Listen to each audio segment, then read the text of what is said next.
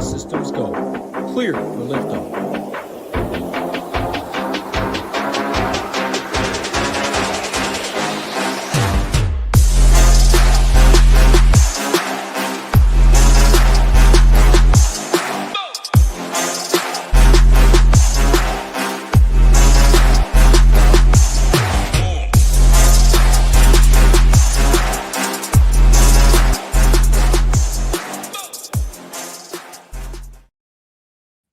What is happening, Ship It Nation? It is your boy, Belman 967.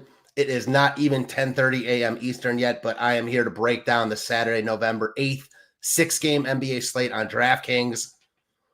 Bunch of teams on back-to-backs. Bunch of teams haven't even submitted their injury reports, so we're going to have to play this one by ear a little bit, but we got 6 games to break down, so let's get after it. Hopefully the video looks a little bit more aesthetically pleasing than last week. Worked on it with my guy Jeremy a little bit before the show, so hopefully it has paid off and we are ready to roll. So let me share this screen and we'll be on our way. First game, we got a battle of two teams who, simply put, aren't very good. Dallas at Washington. I think you expected, at least I expected, Dallas to be a little bit better this year than they showed last year after the Luka trade, just adding pieces, obviously getting the number 1 pick in Cooper Flag, a little more continuity, etc. But that has not been the case. Coming off just an awful loss last night at the hands of Memphis, who is another team that doesn't seem to be on the same page. And they just rolled Dallas last night. So now Dallas comes into Washington. They are 4.5-point favorites. It's going to be tough to find a team that's not favored against the Wizards. Even Dallas on the road, 4.5-point favorites. Unlikely to see Anthony Davis here. He's going to still be out. Daniel Gafford left last night's game early. I would be surprised if he played. Again, Dallas has not released their injury report yet, so not sure, but I would be surprised if he plays. Ownership, it's still too early for that, so we don't even have that yet, but let's break this down as best as we can. Starting with the Dallas side, price tags are up with AD being out, and these guys just haven't been that good. So you're going to see some value open up, presuming Gafford is out. I think Musa Cisse at 3,900 on DK is going to project pretty well. 14 minutes last night, he put up 21 DK points. So again, likely to get better value as the day goes on, but starting potential center at 3,900, we'll see what they do with their starting lineup. But if Gafford's out, wouldn't be surprised if they roll Cisse in there to match up with Sarr. Again, we'll see though. Not like Washington is some huge team. Maybe Dallas decides to play it small. After that, you're looking at the usual suspects here. D'Lo has been very, very disappointing. You're projecting for under 30 at his $6,600 price tag. Going to be tough for me to want to prioritize him. Cooper Flag, basically the same story there. PJ Washington, projects the best. He's also the most expensive. He'd probably be my favorite piece outside of Cisse. If Gafford's in, I don't necessarily trust it, but at this price point in this matchup, he would have to be in play if nothing else. All in all, kind of want to like Dallas more than I actually do. Just a struggling team. I could see them getting right in this spot, but price tags are up. As of right now, I don't think there's any priorities on the Dallas side. I think the Washington side looks better. Keyshawn George missed last night. So did Koulibaly. We'll have to wait and see on those guys. I don't really have an inclination whether they play or not. If everyone's in here, I think the 3 guys that look best to me are going to be CJ McCollum, which feels ugly.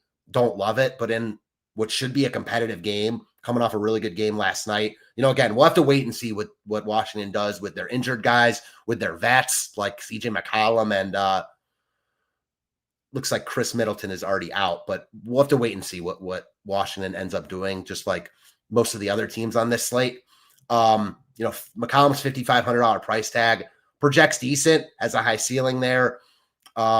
Trey Johnson projects well right now, and we'll have to wait and see with injuries. If you get any of these guys out, Trey Johnson at 4,300 is going to look like, he already looks really, really good. So Trey Johnson, the guy I'm really high on, rookie out of Texas, was a freshman last year, so one and done, was an elite offensive player in college last season. Has kind of picked up where he left off. Still assimilating to the NBA game, I should say. got his first start last night after a 0 first run. He ended up pretty good. So I think you can go right back to Trey Johnson. Bub Carrington will look good if guys are out. George and Koulibaly themselves don't look particularly good. But if those guys are out, or if one of those guys is out, I think you can start to look at even more pieces of Washington. This is a very winnable game from the Wizards, or for the Wizards, and there could potentially be a lot to like here. As of right now, I think Trey Johnson would be my favorite piece, and only room for that to grow. All right, next up, another good game from a DFS perspective. We have Toronto at Philly. Philly is a 5.5-point favorite.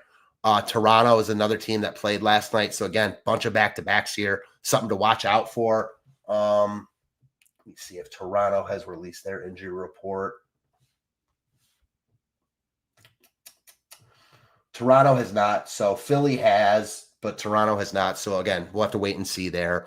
As we've seen with Toronto this year, kind of muddy waters in that they've got a bunch of guys who all project similarly, but we've also seen 2 games ago, a bunch of these guys just go nuts. This is another good spot for the Raptors. So I think you can look at a bunch of these guys quickly. 6,200. He's not playing massive minutes. We only project him for about 28, but projecting for 33.5 fantasy points at 6,200. We know he's got a high ceiling. RJ Barrett projecting really, really well. I think Barrett, Ingram, and Barnes are all guys that, I'm not going to say they all are priorities on this slate, but I think I want some Toronto here, and those 3 are going to be my favorite, with quickly not that far behind. I've been on Ingram a bunch recently. Price tags up a little bit at 7,700. Projects good in this spot, but, I think Barrett looks a little bit better at a cheaper tag. Scotty Barnes doesn't project quite as well from a points per dollar perspective as the other 2, but his ceiling is always the highest given his ability to just fill up the stat sheet from every angle. So I like Toronto here. I think you can look at a bunch of these pieces. Again, we'll have to wait and see injuries from the Raptors side, if they're sitting anyone out. Just, as far as the entire slate goes, we'll have to wait and see what other teams do, because if there's more value that opens up, maybe it gets you off more Toronto. But again, just a wait and see approach. As of right now, I like Ingram. I like Barnes. I like Barrett a lot, and I like Quickly. So all 4 of those guys, I think, wildly in play. From the Philly side, Tyrese Maxey price is up, over 10K. He plays massive minutes, though, averaging over 40 per night. And I just don't think projection systems have caught up to his production this season. So he's not going to project amazing for that price tag, but we know he's got a high ceiling.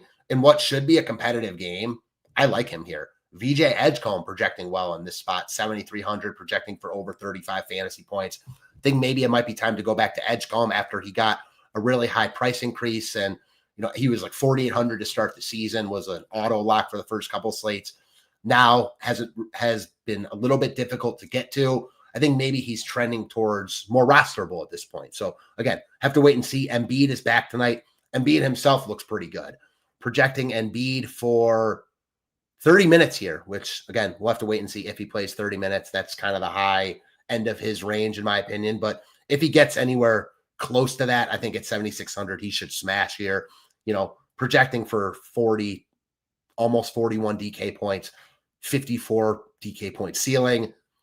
A lot to like about this game in totality. That's kind of the nature of this slate, though. Bunch of really good spots all over. So as of now, I don't think there's like one game in particular I want to key in on, because I want exposure to a bunch of these games. All right, third, we've got the Lakers and Atlanta. We haven't seen the Lakers on a main slate in a minute. So of course we get them on a kind of small subsidized Saturday slate, but we'll take it. No Bron, obviously still dealing with sciatica, which I am just getting over myself. So trust me, Bron, I feel your pain there. No Austin Reeves here. So it's the Luka show.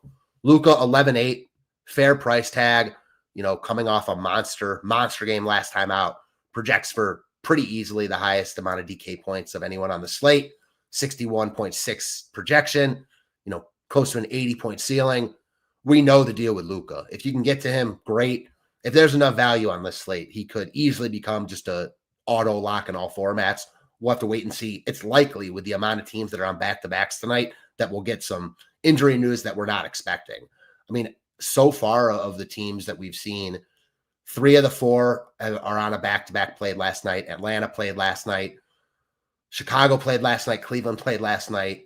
Miami played last night. So, yeah, a bunch of teams here. We're going to have to wait and see when they do release their injury report. But going back to the Lakers, Marcus Smart projecting really well at 5,200. This is a good spot for the Lakers. He looks like a priority play in all formats as of right now. 5,200 projecting for close to 30. High ceiling. I like him quite a bit. Jake LaRavia looks okay. Rui looks okay. DeAndre Ayton looks pretty good. 7,600. We know the deal with Ayton. We've read the book on him too many times. High ceiling in any given spot, but also a low floor, depending on how he's playing that given day. So I like him. And again, what should be a competitive game? Lakers are 3.5-point favorites here. Good spot all around from a DFS perspective.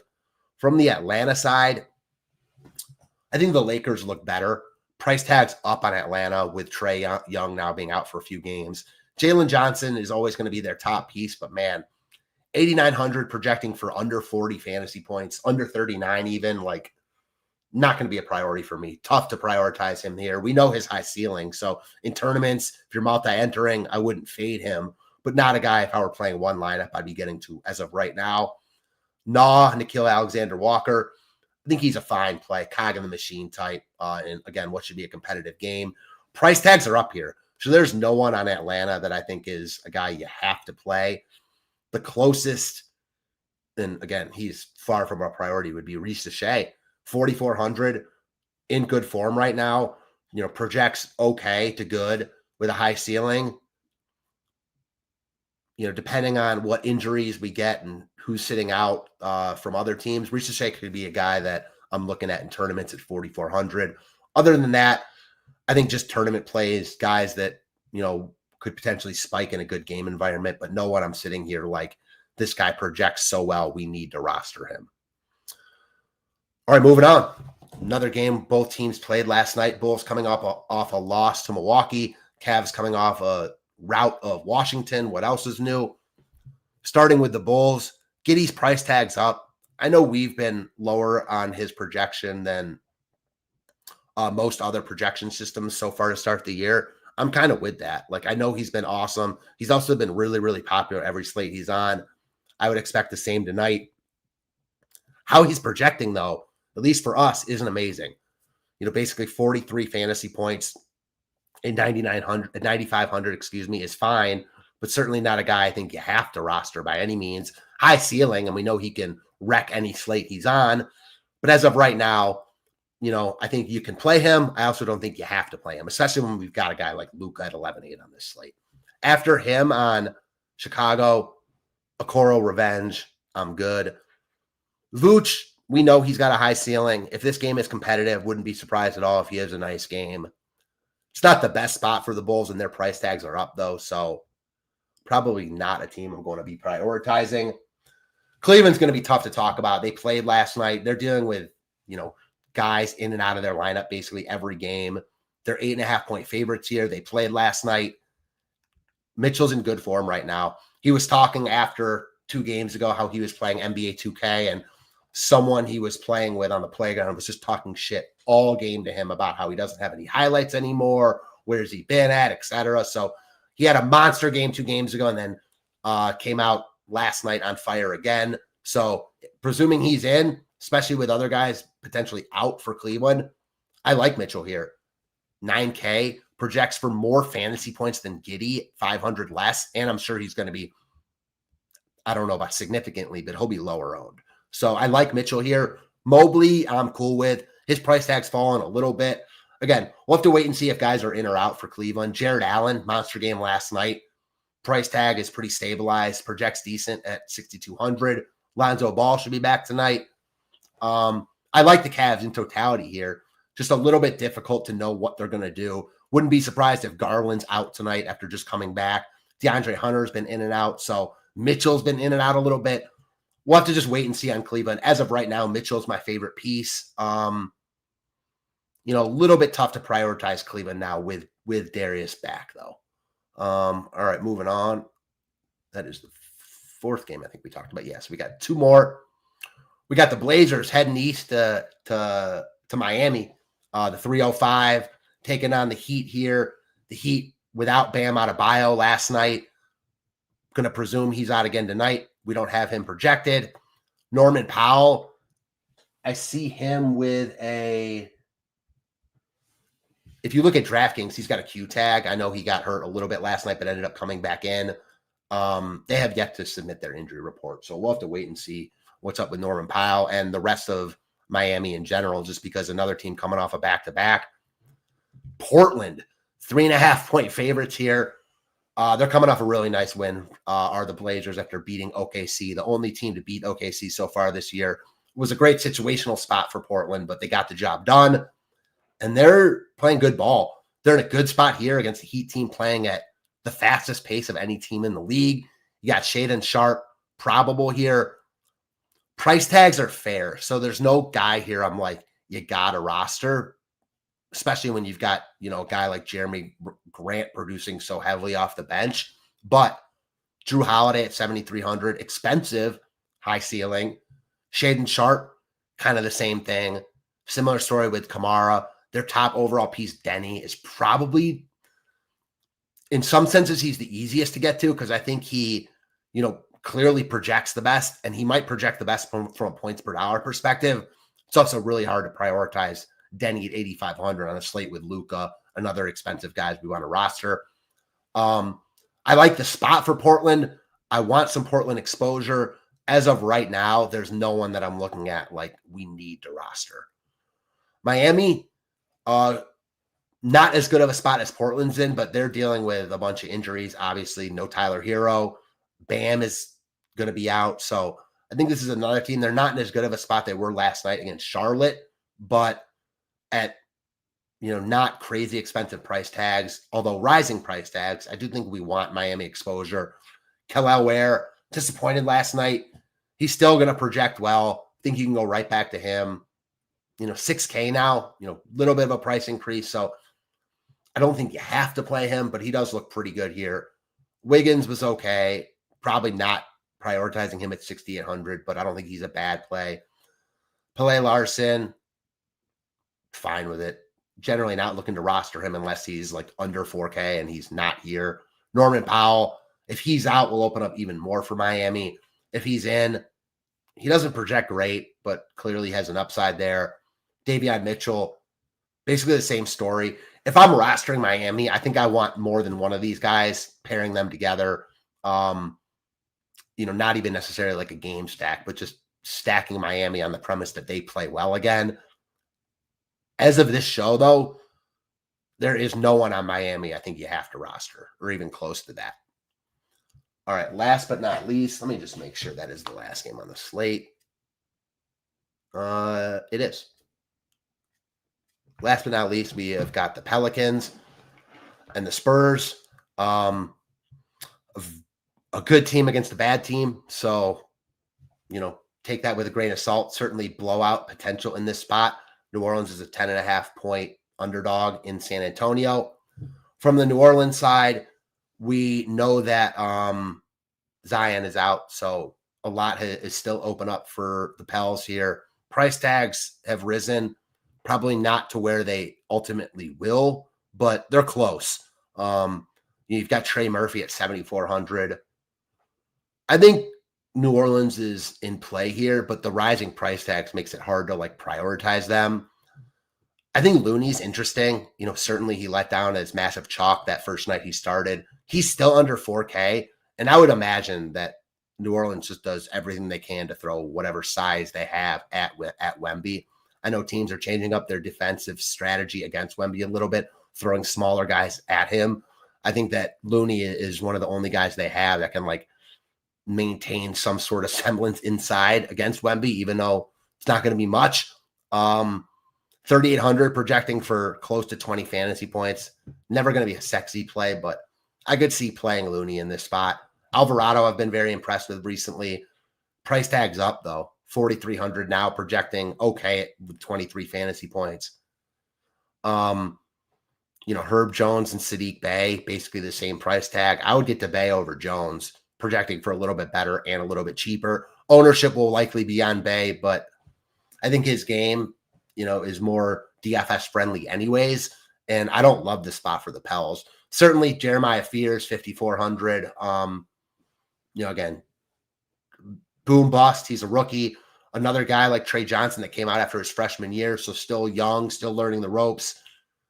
Every game is going to be its own entity for him. So certainly he's going to have massive upside in spots, and he's going to let down in spots. Just know that going in if you decide to roster him. San Antonio looks murky here.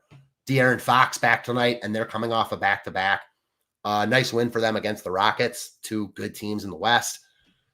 We don't know exactly how much Fox is going to play here, but certainly however much he does play, he's going to eat into basically everyone else.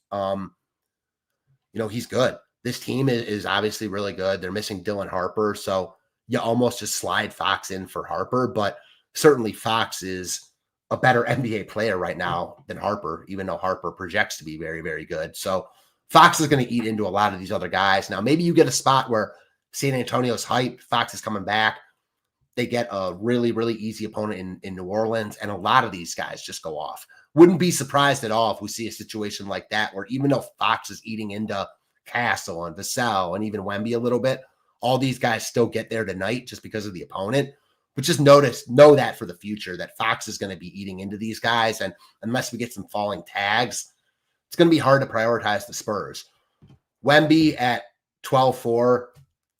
I mean, you can't projection-wise play him over Luka in any one lineup, but projections are just that, projections. So it doesn't mean it's going to turn out like that. The game still has to be played. I imagine Wemby is significantly lower owned than Luka. Maybe you do get a competitive game here. Maybe New Orleans is game tonight. In a situation like that, Wemby's playing full run. Maybe Atlanta and the Lakers blows out a little bit.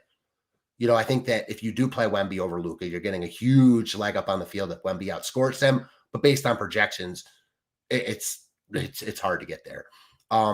It's hard to get to anyone on San Antonio right now with Fox being back.